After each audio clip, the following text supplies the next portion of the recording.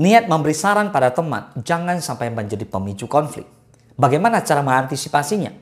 Perhatikan baik-baik tentang bagaimana cara menyampaikan saran pada teman.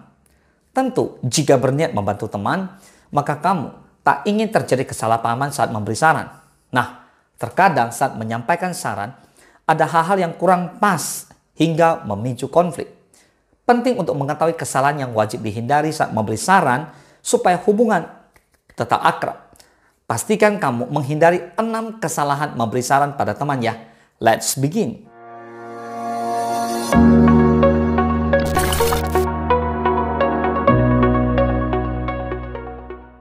Yang pertama, terlalu menggurui saat memberi saran. Kesalahan pertama memberi saran pada teman ialah terlalu menggurui saat menyampaikan saran.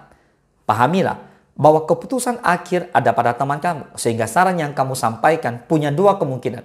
Diikuti atau tidak diikuti oleh teman kamu. Wajar jika teman kamu punya pertimbangan kuat lain sehingga tidak mengikuti saranmu. Jadi kamu jangan menggurui dan memaksakan saran pada teman kamu.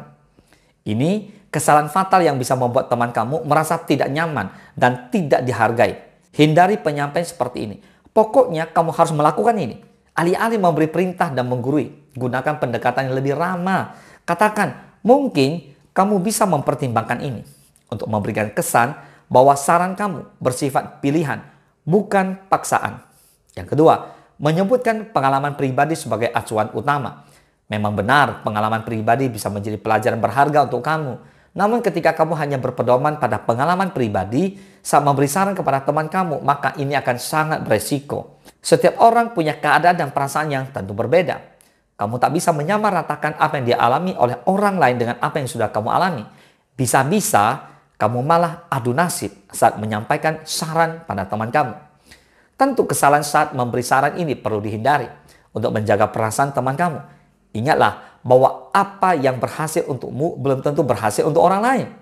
Kini cobalah memberi saran pada teman dengan penyampaian yang lebih general. Kamu juga bisa menyampaikan pilihan berdasarkan pengalaman pribadi. Namun yang perlu kamu tekankan bahwa ini adalah pilihan. Biarkan teman kamu menilai dan memutuskan dengan pertimbangan matang. Yang ketiga, kurang mendengarkan temanmu. Jika kamu ingin memberi saran usai teman kamu bercerita, maka simaklah ceritanya baik-baik. Jangan tiba-tiba memberikan saran tanpa menyimak ceritanya secara utuh. Kesalahan saat memberi saran ini berkaitan dengan bagaimana kamu memahami duduk permasalahan yang dihadapi teman kamu. Memberi saran tanpa tahu persoalan secara tepat hanya akan membuat temanmu merasa tidak nyaman. Bahkan jika saran kamu tidak relevan dengan persoalan, bisa saja kamu secara tidak langsung menyakiti temanmu. Beri perhatian penuh saat temanmu bercerita dan cobalah lihat sudut pandang mereka. Dengan demikian, saran yang kamu berikan akan lebih relevan dan temanmu merasa nyaman saja saat untuk menyimak saran kamu. Yang keempat, menawarkan terlalu banyak saran. Kesalahan saat memberi saran berikutnya adalah menawarkan terlalu banyak saran pada teman kamu. Saran yang terlalu banyak berpotensi membingungkan temanmu. Bisa-bisa mereka merasa tertekan saking banyaknya saran yang kamu sampaikan. Cukup sampaikan 1 atau 2 saran yang relevan dengan persoalan mereka. Pertimbangkan kebermanfaatan juga terkait saran yang kamu berikan. Kamu bisa menyampaikan saran pada teman kamu saat mereka memintanya. Jika tidak, maka sampaikan secukupnya. Supaya usaha kamu untuk membantu mereka terasa lebih efektif. Yang kelima, mengabaikan perasaan mereka. Jika kamu diminta saran pendapat oleh teman, maka sampaikan dengan mempertimbangkan bagaimana perasaan mereka. Kesalahan yang bisa saja terjadi ialah memberi saran teman tanpa memperhatikan perasaan. Nah, saran yang disampaikan tanpa empati dapat membuat mereka merasa tidak nyaman.